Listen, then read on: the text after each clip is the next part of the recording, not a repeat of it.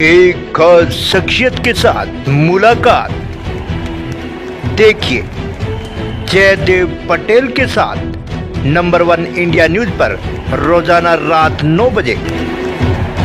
नमस्कार व्यूअर्स, मैं जयदेव पटेल और आप देख रहे हैं नंबर 1 इंडिया न्यूज। आपका एक बार फिर स्वागत है एक खास शख्सियत के साथ मुलाकात प्रोग्राम में। आज हम बात करेंगे नेपाल में जेनजी आंदोलन के बाद बनी नई सरकार के प्रधानमंत्री बने बालन शाह द्वारा एक विवादित बयान दिया गया, जिसमें उनके द्वारा ये कहा गया कि भारत ने ही नेपाल की जमीन पर कब्जा नहीं किया है, बल्कि नेपाल ने भारत के कुछ इलाकों पर जो कब्जा कर लिया है।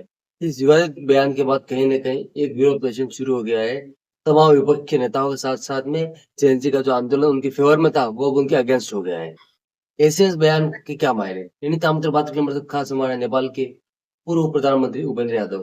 उपेंद्र यादव जी, आपका बहुत-बहुत स्वागत है आज हमारे प्रोग्राम में। बहुत-बहुत धन्यवाद। उपेंद्र यादव जी, आपसे मेरा पहला सवाल है कि नेपाल में नई सरकार का गठन हुआ जेनजी आंदोलन के बाद में और नए उनके प्रधानमंत्री बने बालन शाह। उनके तरफ जो विवादित बयान दिया गया कि भारत ने नेपाल की जमीन पर कब्जा नहीं कर रखा है, बल्कि नेपाल ने भी भारत के कई इलाकों पर कब्जा कर रखा है। इस विवादित बयान को आप कैसे देखते हो? अब देखिए, यहाँ नेपाल उनके बालन की जो उन्होंने पार्लियामेंट में बोला है, यह इसे बालन के पास इसे साबित करने के लिए, इसके लिए पुष्टि करने के लिए, इसका प्रमाण देने की बातें यहाँ उठ रही है। नेपाल ने भारत का सीमा में इधर उधर किया है तो कहाँ कहाँ किया है, कब किया है, ऐसा जानकारी तो यहाँ को किसी को नहीं है नेपाल। दूसरी चीज है, भारत ने भी तो ऐसा नहीं बोला, आज तक कहीं नहीं भारत से सुनाई दिया है।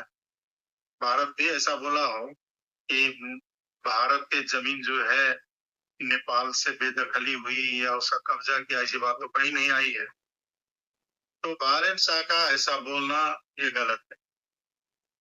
अगर है तो प्रमाण के साथ आगे आना पड़ा,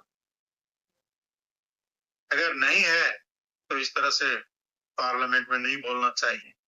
ये मान्यता आज नेपाल में बनी हुई जी। दूसरी चीज है, अगर समस्याएं हैं भी तो नेपाल और भारत एक बहुत ही निकटतम मित्र देश है। हमारे कई तरह का संबंध रहे हैं।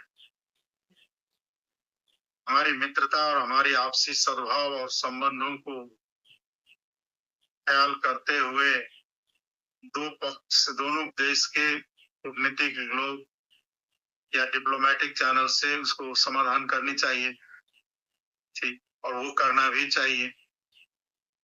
लेकिन बालन जो बोले हैं उसके लिए नेपाल में बहुत सारे प्रश्न उठा है, जिसका जवाब वो नहीं दे पा रहे। जी। उपेंद्र यादव जी, अगर हम बात करते हैं तो जिस तरीके से नेपाल और भारत सीमा विवाद को लेकर बालन शाह द्वारा जो बयान दिया गया, उसके बाद कहीं उनके द्वारा ये कहा गया इसमें यूके की एंट्री मांग की जा रही है उनकी तरफ से। क्या आपको लगता है कि इससे भारत के साथ नेपाल के जो रिश्ते हैं वो बेहतर बनाने के बजाय और कहीं न कहीं खराब होने की दिशा में आगे बढ़ रहे हैं? भारत और नेपाल दो पड़ोसी ही नहीं, दो मित्र देश हैं और गहरी संबंध है। यहाँ तीसरे का कोई जरूरत नहीं।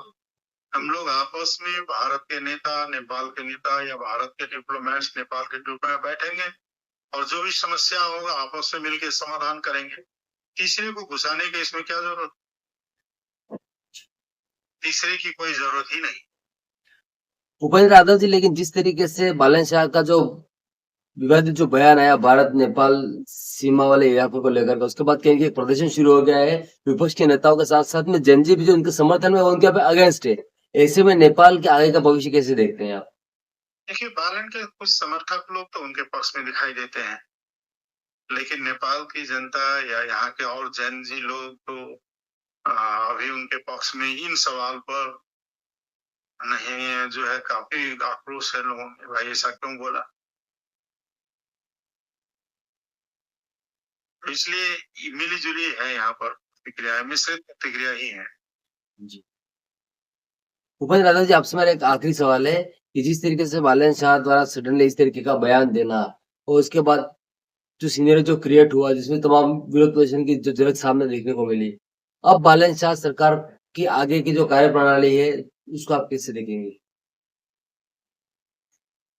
अब देखिए ऐसे इसमें दो बातें हैं। बालन शाह ने बोला और परराष्ट्र का जो यहाँ का विदेश मंत्रालय की जो प्रवक्ता है उन्होंने जो स्टेटमेंट जारी किया वो तो फर्क है। जी और बालन की बातों को तो विदेश मंत्रालय ने यहाँ का करीब करीब खंडन ही कर दिया है। बॉर्डर के 10 गजा में कोई कभी इधर भैंस चराने जाते हैं तो उधर से आकर के लोग इधर आते हैं, है ना। किसी का खेती बाड़ी उधर हो, किसी का इधर हो, ऐसा भी कहीं कहीं है। तो ये सीमा अतिक्रमण इसको नहीं कहा जाता, जी उस रूप में इसको नहीं लेना चाहिए। जहां तक परराष्ट्र मंत्रालय ने जो दिया है यहाँ का बयान, उन्हें जो बालन का बोलना और परराष्ट्र मंत्रालय का बयान तो फर्क है। जी कृपया दादा जी, आपने हमारे लिए समय निकाला, उसके लिए आपका बहुत बहुत धन्यवाद।